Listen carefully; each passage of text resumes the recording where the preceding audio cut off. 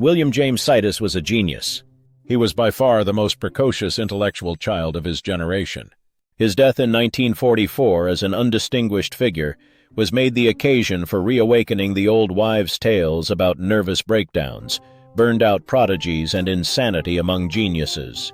Young Sidis was truly an intellectual phenomenon. His childhood achievements ranked with those of John Stuart Mill, Thomas Macaulay, and Johann Goethe. By the time William Sidis was 2, he could read English, and at 4, he was typing original work in French. At the age of 5, he had devised a formula whereby he could name the day of the week for any given historical date. At 8, he projected a new logarithms table based on the number 12. He entered Harvard at the age of 12 and graduated cum laude before he was 16. Mathematics was not his only forte. At this age, he could speak and read fluently French, German, Russian, Greek, Latin, Armenian, and Turkish. During his first year at Harvard University, the boy astounded students and scientists with his theories on fourth-dimensional bodies. The man behind the gun in this boy's amazing intellectual attainments is supposed to have been his father, a graduate in psychology at Harvard and a close friend of William James, after whom the boy was named. Dr. Boris Sidis believed in awakening in the child of 2 an interest in intellectual activity and love of knowledge. If you started early enough and worked intensively, Dr. Sidis claimed that by 10 a child would acquire a knowledge equal to that of a college graduate. The boy's father published articles urging other parents to follow his methods. He castigated the school authorities for their cramming routine and rote methods, which he said tend to nervous degeneracy and mental breakdown. Sidis pointed to his son William as a successful example of his methods. He wrote, "At the age of 12, the boy had a fair understanding of comparative philology and mythology. He is well versed in logic, ancient history, American history, and has a general insight into our politics and into the groundwork of our Constitution. At the same time, he is of extremely happy disposition, brimming over with humor and fun." Whether or not his childhood life was psychologically normal, William's life after Harvard was a series of unhappy incidents. He engaged in obscure mechanical jobs because it was reported he did not want to think. At the age of 24, he estranged himself from his parents, and to his last days, the gap between parents and son remained unreconciled, though toward his sister he always felt a brotherly love which was expressed by a bond of friendship and mutual interests. Toward the press, William Sidis bore an everlastingly strong hatred. From this story, the newspapers and the general public drew some ill-formed conclusions about William Sidis and genius in general. Newspaper writers pointed out that his genius had burned out, that he was tired of thinking. By comparison, it was stated that musical geniuses are less likely to burn out. The father system was held responsible for making the boy a prodigy. The parental pushing was blamed for the mental breakdown and antisocial attitude. From his desire to keep out of the limelight and taking obscure jobs that would pay for his subsistence, William Sidis, the boy prodigy, was made out to be at the time of his death a lonely, eccentric, prodigious failure, whose intellect had deteriorated. According to several newspaper reports, William Sidis was supposed to have had a brief mental breakdown at the age of 12, after which it was said he returned to school brilliant as ever, but moody and distrustful. Let us examine some of the true facts, the background of this case of genius. I first checked on the occurrence of the supposed brief mental breakdown. Students of abnormal psychology know that brief mental breakdowns in children of 12 are extremely rare. Both William's mother and his sister Helena informed me that he did not have a nervous breakdown. Replies to correspondence from many persons who knew William Sidis have convinced me that the idea of his having had a mental breakdown either early or late in life is erroneous. It seems that during the summer vacation, when as a youngster the newspapers reported him to have suffered his mental illness, he was at his father's sanitarium at Portsmouth, New Hampshire. But, as his sister explained, this was their home. Dr. Boris Sidis ran a sanitarium for the cure of psychopathic cases, and the Sidis family, including William, lived there. It is true that the father's concentration on academics to the complete neglect of play and friends for the boy was wrong and unhealthy by any standards. However, the boy had a prodigious capacity to begin with. At 5, he had a mathematical ability that surpassed his father's, and it is doubtful whether the parents could have curbed it. Consider little Joel Kupperman, the wonder child of the Quiz Kids. At the age of 5, he did algebra and geometry problems mentally that few college professors could imitate. The Kuppermans are above average in intelligence. The mother is a former teacher, and the father, an engineer. They have used no system with Joel. His mother says, "Where he learns these things is more than I know, but they keep him supplied with all the books he wants." An older youngster, whose history appears to approximate more closely that of young Sidis, is Master Merrill Kenneth Wolfe, enrolled as a sophomore at Yale University at the age of 12. The boy's parents, both attorneys, insist that they are average persons in such matters as intelligence and attainments.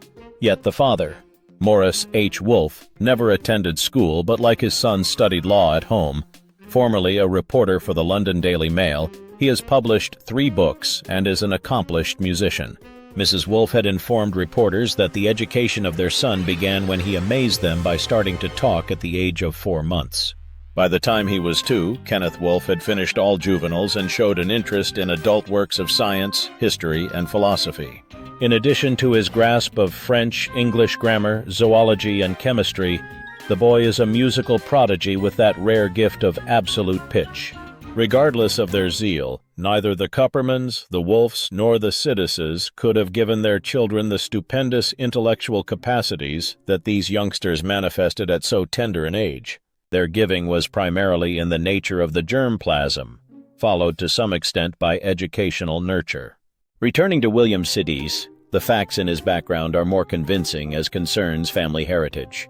His mother schooled herself at home through elementary and high school, and then was accepted at the Boston University School of Medicine, where she received her M.D. degree. Boris Sidis, William's father, earned 3 degrees from Harvard before he was 30, though he arrived from Russia at the age of 20. Moreover, on both parental sides, the family, from grandparents to cousins, includes many whose prodigious intellect is a matter of world renown. In any case, we can be quite certain that genius is not made by parents' actions. No, William Sidis was not made a prodigy by his father, he was born to be one. That Sidis was socially maladjusted as an adult cannot be attributed to any simple set of circumstances. The fact that he had not been taught to play in childhood may be considered a definite parental lack of foresight contributing to this maladjustment. However, we must recognize that it is not easy to find playmates or childish games to amuse or interest an adult mind in a young body. The parents of any precocious child will testify to that. William Sidis, as a youngster, had been unwholesomely placed in the public eye by association with his father's psychological fame, which is a fact of record. Out of this probably grew the eventual separation between parents and son when the youth reached adulthood. As long as he lived, the thought of being considered a public spectacle was positive poison to the soul of Bill Sidis. He refused to have his name attached to any of his later writings and turned down offers of large sums from publishers who would not agree to his use of a pen name. He won a successful suit against the New Yorker magazine for placing him in a ridiculous light in the public eye in 1937 in one of their profiles. Sarah Sidis gave a partial explanation for her son's lifelong animosity toward the press.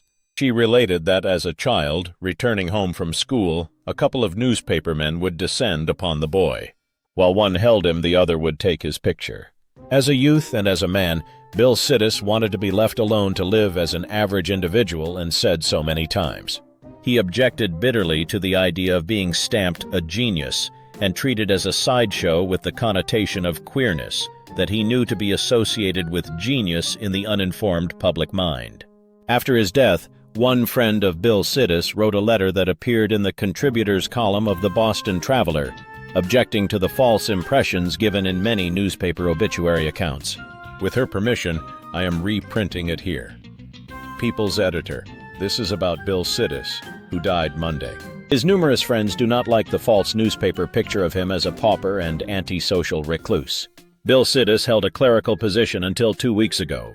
For 2 weeks, he had received unemployment compensation for the first time in his life. Today, he was to start on a new job for which he had already been hired. Bill Sidis paid his way. He was no burden on society. Sidis had plenty of loyal friends. All of them found his ideas stimulating and his personality likable. Very few people know as much about the Indian background of our social customs as he did. His manuscript study of it is worthy textbook material and very readable. He knew dozens of stories from Boston's history and told them with relish. He recently submitted a plan for post-war Boston. But William Sidis had one great cause: the right of an individual in this country to follow his chosen way of life. He had never been able to do this for himself. First, because his father made him an example for psychological theories. Then because the public, through newspaper articles, insisted that he was a genius, abnormal and erratic. Whenever Sidis saw interference by individuals or governments with anyone's life, liberty, and the pursuit of happiness, he fought it any way he could. He won a long legal fight against a nationally known publication on the ground that it had invaded his privacy. Bill Sidis was a quiet man who enjoyed the normal things of life. His friends respected him and enjoyed his company. I am glad to have been one of his friends. It is quite obvious from this evidence of Bill Sidis's enjoyment of wholesome friendships to his very last days that his genius did not make him the queer, friendless personality that is too often erroneously thought to be characteristic of geniuses. The intellect of William Sidis did not burn out. What the journalist did not report and perhaps did not know was that during all the years of his obscure employments, he was writing original treatises on history, government, economics, and political affairs. In a visit to his mother's home, I was permitted to see the contents of a trunk full of original manuscript material that Bill Sidis composed during the time he was supposed to be reluctant to think. And in his obscure mechanical jobs, the adding machines that the newspapers described him as working on in later life were comptometers. Moreover, he would work two of them at a time, one with his left hand and one with his right, using his elbows for the space bar. That's not all. Supplied with a full share of work that was supposed to consume an 8-hour day, he would finish all of it within 1 hour. If that's an example of burned-out genius, then Nor was Bill Sidis lacking in a sense of humor. Many pungent witticisms are to be found in his manuscripts. In book form, they will draw many a chuckle from the reader when published. This is a characteristic sample. Famous author, foreign correspondent, and noted commentator, a fellow with a sponsor. There was no lessening of William Sidis's mental acuity. Elena Sidis told me that a few years before his death, her brother Bill took an intelligence test with a psychologist. His score was the very highest that had ever been obtained. In terms of IQ, the psychologist related that the figure would be between 250 and 300. Late in life, William Sidis took general intelligence tests for civil service positions in New York and Boston. His phenomenal ratings are a matter of record. In the interest of scientific truth and the benefits to be derived from its application, I have tried to offer a truer story of an intellectual genius. To mothers of intellectual prodigies, I say, fear not that the youngster's brain power will be dissipated with age. Feed it, and it will grow like that of any precocious musical or artistic genius. True, there are reports of extremely precocious children whose brilliance flared like a torch and burned out before the age of 12 as a result of a brain tumor, which can be diagnosed by a medical specialist. The life of William James Sidis vividly portrays what psychology teaches about intellectual genius. It is first born and then developed. The prowess appears at an early age. It does not expire any sooner than musical or artistic talent. Mental derangement is not characteristic of genius. Unrealistic publicity in connection with a youthful person of very superior capacity should be avoided. The feeling of being different or queer should be guarded against. The precocious child is neither to be squelched in his thirst for learning nor to be zealously prodded. Allow the child to be the guide of his guardian. To develop normally, a youthful prodigy should have opportunities for wholesome emotional and social contacts with a friendly world. We have seen the necessity for the rational nurture of the intellectual side of life, regardless of what the original nature may be.